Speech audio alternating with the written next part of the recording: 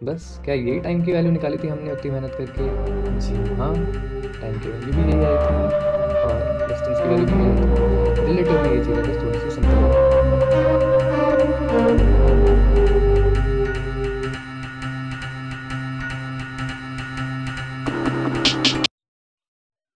चलिए second part पे चलते हैं आज हम लेक्चर के।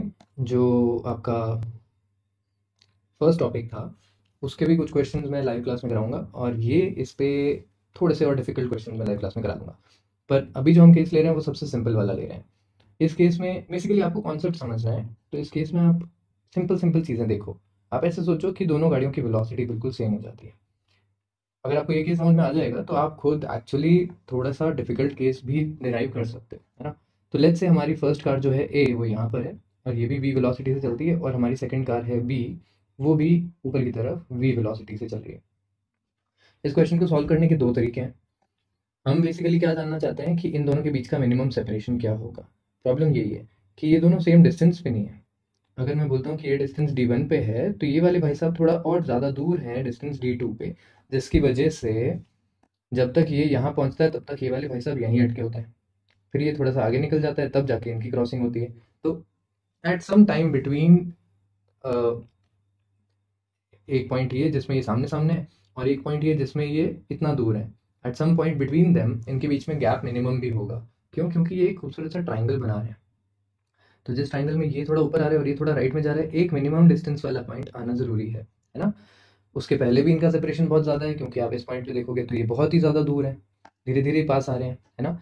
हम ये भी जानते हैं कि जब ये ऑब्जेक्ट हमारा ऊपर वाले यहाँ पे होगा, इसने D1 क्रॉस किया है अगर, तो इन भाई साहब ने भी सेम वेलोसिटी की वजह से D1 डिस्टेंस क्रॉस कर लिया होगा। तो एट दिस पॉइंट इनका जो गैप होगा वो कितना होगा? D2 माइनस D1, है ना। सिमिलरली जब तक ये यहाँ आएगा, ये D2 डिस्टेंस क्रॉस करके आया होगा, तो उतनी देर में ए वाले ऑब्जेक्ट ने भी D2 क्रॉस कर लिया होगा, तो यहाँ पे भी इनका डिस्टेंस होगा D2 माइनस D1। तो जो फाइनल आंसर है वो D2 माइनस D1 से छोटा ही आना चाहिए, ठीक है। तो फर्स्ट ऑफ ऑल हम क्या करते हैं, हम इसको सिंप्लीफाई ऐसे ही कर देते हैं कि हम लोग सबसे पहले तो इस सिचुएशन तक ले आए कि एक ऑब्जेक्ट यहाँ पे हो v वेलोसिटी से और दूसरा ऑब्जेक्ट यहाँ पे हो ऊपर की तरफ जाता हुआ v वेलोसिटी से। ठीक है, हमारा एक ऑब्जेक्ट ए है, एक ऑब्जेक्ट बी है। ध्यान से समझना, इस पॉइंट पे इनके बीच का जो डिस्टेंस है, मैं उसको D2 माइनस D1 नहीं लिख रहा, मैं इसको खाली D से रिप्रेजेंट कर रहा हूँ। फर्स्ट तरीका जो मैं लगाऊंगा दो में से, तो फर्स्ट तरीका होगा हमारा मैक्सिमा मिनिमा वाला तरीका। ठीक है, इस मिनिमा वाले तरीके से हम लोग निकालेंगे जिसमें हम रिलेटिव वेलोसिटी का कोई जिक्र नहीं कर रहे। हम लोगों को क्या चाहिए? हम लोगों को दो चीज़ें चाहिए। एक हम जानना चाहते हैं टाइम, एंड दूसरा हम जानना चाहते हैं, बेसिकली उल्टा लिख देता हूँ, minimum separation and time of event. तो इस इवेंट का एग्जैक्टली किस मोमेंट पे आना होगा और कितनी वैल्यू का इनका मिनिमम सेपरेशन होगा, ये दोनों हमको चाहिए। ओके, चलो ये थोड़ा सा इंपॉर्टेंट है एक्चुअली, इसको ध्यान से समझ लो। पहला केस मिनिमा हम निकालना चाहते हैं, तो हम बोलेंगे कि at any time T after this moment, इस मोमेंट से थोड़ा सा टाइम टी आगे चलें तो क्या होगा? क्या होगा कि ये जो ए है वो यहाँ से थोड़ा सा आगे सरक जाएगा, है ना। ये ए यहाँ तक आ जाएगा। कितना डिस्टेंस करेगा? अगर वी से चल रहा है और टी टाइम के लिए चल रहा है तो वी टी डिस्टेंस कर लेगा। गुड। बी भी थोड़ा सा आगे चल लेगा। बी कितना आगे चल लेगा? बी भी वी टी आगे चल लेगा। तो अब इन दोनों के बीच का गैप कितना बचा? तो इन दोनों के बीच का एक छोटा सा ट्राइंगल बन गया। इस ट्राइंगल में ये वाली चीज़ तो वी टी है जो कि यहाँ एक्स एक्सिस पे डिटरमाइन हो गई। ओके, और ये वाली चीज़ है डी माइनस वी टी जो कि ये वाई एक्सिस पे बची है। ठीक है, ये ट्राइंगल मैंने बनाया। तो इन दोनों के बीच का जो सेपरेशन है वो ये है, और एस की वैल्यू है under root of v t का होल स्क्वायर, है ना। बेसिकली मैं इसको अंडर रूट को उधर लिख देता हूँ, s square is equal to v t का whole square plus d minus v t का होल स्क्वायर। अब अगर आप यहाँ पे मिनिमा लगाना चाहते हो तो आप कैसे लगाते हो? हम बोलते हैं कि भाई यहाँ पे आप D S by D T को इक्वल टू जीरो कर दो। यही होता है ना मिनिमा का कंडीशन। यहाँ पे मिनिमा ही आएगा, तो मैं इसको और ज़्यादा D square S by D T square निकाल के प्रूव करना कि मिनिमा है वो नहीं कर रहा। ठीक है, मैं खाली इसको सिंपली सॉल्व कर रहा हूँ, क्योंकि हम जानते हैं कि मैक्सिमा तो इन्फिनिटी है, चलते रहेंगे एक दूसरे से दूर जाते रहेंगे, तो मैक्सिमा तो इन्फिनिटी होने वाला है, तो यहाँ पे तो मिनिमा ही आने वाला है। तो जब आप D S by D T solve करोगे तो आप इसका डिफरेंशिएशन करो, ये हो जाता है 2s D S by D T, और कोई फर्क नहीं पड़ता। क्यों नहीं पड़ता? क्योंकि जब ये 0 हो रहा है तो ये सब 0 हो जाएगा। राइट हैंड साइड में क्या आता है? राइट हैंड साइड में आएगा 2vt डॉट, एक बार तो मैंने यहाँ पे पावर 2 को सॉल्व किया, तो एक्स स्क्वायर का डिफरेंशिएशन किया मैंने 2x, अब मैं डॉट लगाऊंगा, अब मैं अंदर वाले पार्ट का डिफरेंशिएशन करूंगा। तो अंदर वाले पार्ट का डिफरेंशिएशन क्या होता है? v। बेसिकली आप ऐसे सोचो ना कि 3x का डिफरेंशिएशन क्या होता है? 3।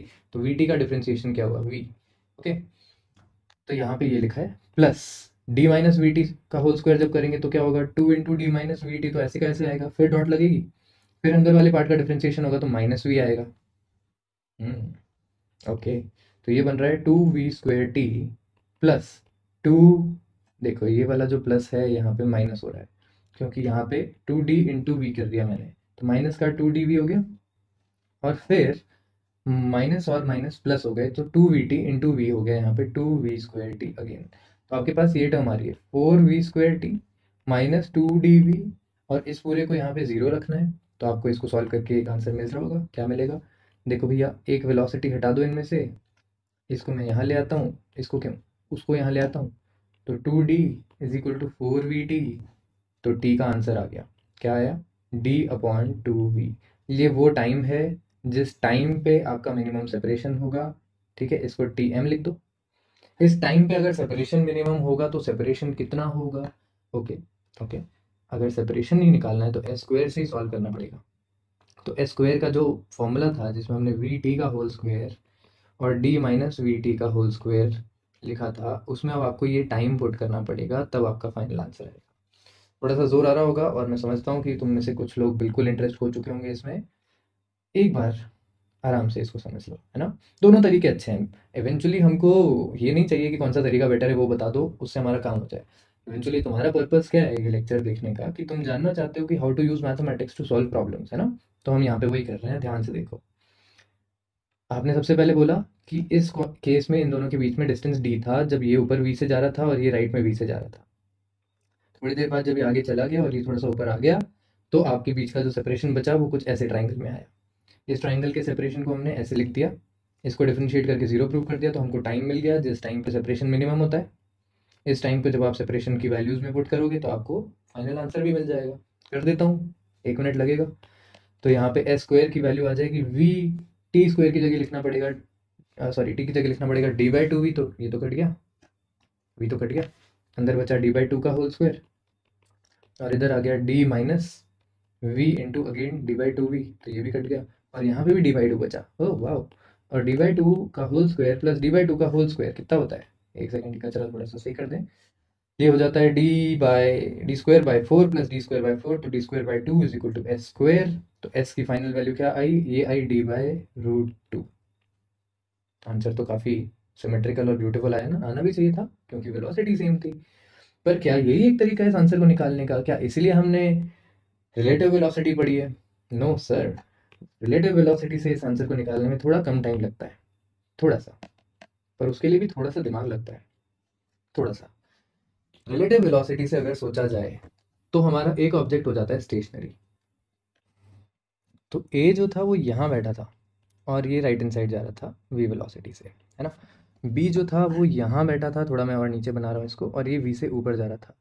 अगर मैं इस केस में बी के रिस्पेक्ट में देखना चाहूँ चीज़ों को, velocity of a with respect to b करें, तो ये होता क्या है? आंसर तो इसका v a minus v b होगा। सिंपली रिलेटिव वेलोसिटी का कॉन्सेप्ट लगाया, वी ए की वैल्यू, क्या मैं इसको वी माइनस वी करके 0 कर सकता हूँ? नहीं ना, क्या गलती है यहाँ पे? वी ए जो है वो आई कैप में है और वी बी जो है वो जे कैप में है। तो velocity of a with respect to b is a vector. Obviously vector तो होना ही था, पर ये वेक्टर जो है ये कुछ ऐसा दिख रहा है। कैसा दिख रहा है? आप इसको प्लॉट करके देखो एक बार, वी आई के डायरेक्शन में और जे के डायरेक्शन में माइनस में भी वी। तो बेसिकली हमको, सॉरी, बी को ए जो है वो कुछ इस तरीके से जाता हुआ दिख रहा है। वेलोसिटी इसकी कितनी हो गई होगी? इसकी वैल्यू हो गई होगी √2v, और ये 45 डिग्री डाउनवर्ड जाता हुआ दिख रहा है। तो आप इसको ऐसे सोचो कि ए राइट तो जा ही रहा था, बी को ए राइट जाता हुआ तो दिख ही रहा था, पर क्योंकि बी को ए अपनी तरफ आता हुआ भी दिख रहा है, ये जो वेलोसिटी अब इसको मिल गई ना, तो बी को ए अपनी तरफ आता हुआ दिख रहा है, तो ये नेट इस डायरेक्शन में जाता हुआ दिखेगा। तो बेसिकली बी की नज़रों में ए जो है वो कुछ ऐसे जा रहा है, 45 डिग्री के एंगल पे निकल जाएगा। बी को ये पता है कि ये डिस्टेंस इनिशियली डी था, इसको मैं येलो कलर से शो कर देता हूँ, ठीक है। बी ऑब्जेक्ट को इनिशियल डिस्टेंस डी याद है, बी ऑब्जेक्ट को ये भी पता है कि ए जो है वो अब इस तरफ जा रहा है, तो आप सोचो इसका मिनिमम सेपरेशन कितना होगा। इसका मिनिमम सेपरेशन बिल्कुल परपेंडिकुलर लाइन से निकाल सकते हो, तो ये जो परपेंडिकुलर लाइन है वो बिल्कुल 45 डिग्री पे जा रही होगी, है ना। ये इसलिए मैंने सिंपलेस्ट केस कराया क्योंकि इससे चीज़ें समझ में आ जाती हैं। डिफ़िकल्ट केस आप लोगों को जेई एडवांस के क्वेश्चंस में बेसिकली क्वेश्चन तो नहीं आएगा डायरेक्टली, पर जेई एडवांस के लिए आपको पता होना चाहिए कि इसको सॉल्व कैसे करें। But for anything lower than that, JEE Mains और नीट के लिए आपको ज़रूरत नहीं है इससे ज़्यादा डिफिकल्ट केस समझने की। सीरियसली सॉल्व करके ज़रूर देखो ज़िंदगी में एक बार, पर पीछे मत पड़ जाना, और भी इंपॉर्टेंट टॉपिक्स हैं। तो इस पॉइंट पे आप देख सकते हो कि बी को सिर्फ इस डिस्टेंस को निकालना है, ये डिस्टेंस तो निकल गया, अरे ये डिस्टेंस तो निकल गया यार। आप ये सोचो ना कि ये एंगल 45 डिग्री है, अगर ये लेंथ डी है तो ये कितना हुआ, ये डी कॉस 45 हो गया। कॉस 45 कितना होता है, डी/√2। तो एस मिनिमम कितना आया, डी/√2। क्या हमने यही आंसर निकाला था क्या पिछली बार? इतनी मेहनत करके, इतनी मेहनत करके हम यहाँ पहुँचे थे, जो हम सिर्फ एक छोटे से ट्राइंगल बना के पहुँच गए हैं। यही होता है भैया। पर यहाँ पे टाइम नहीं पता हमको, अभी ये नहीं पता कि ये डी/√2 वाला जो डिस्टेंस है, जो मिनिमम है ऑफकोर्स, ये किस टाइम पे आएगा। टाइम कैसे निकालोगे? टाइम निकालना कोई मुश्किल काम है क्या? ये ये वाला डिस्टेंस कितना है, ये वाला डिस्टेंस भी तो डी/√2 है, और ए किस वेलोसिटी से चल रहा है, ए की रिलेटिव वेलोसिटी कितनी है, √2v।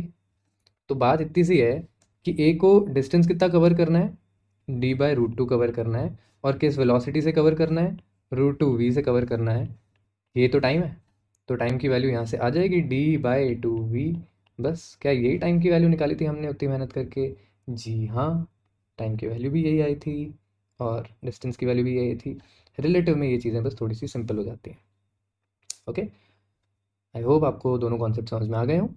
रिवर बेस्ड प्रॉब्लम्स और क्रॉस रोड प्रॉब्लम में ज़्यादा परेशान मत होना, क्योंकि बहुत एक्सट्रीम लेवल नहीं जाना है। रिवर बेस्ड प्रॉब्लम्स में कुछ क्वेश्चंस आप ज़रूर देखो अपने बुक्स और मॉड्यूल्स में से। लाइव क्लासेस में हम इनको और डिस्कस करते ही हैं, तो आप लाइव क्लासेस के लिए भी कंसिडर कर सकते हैं। ऑलराइट, थैंक यू बच्चों, गुड नाइट, बाय बाय।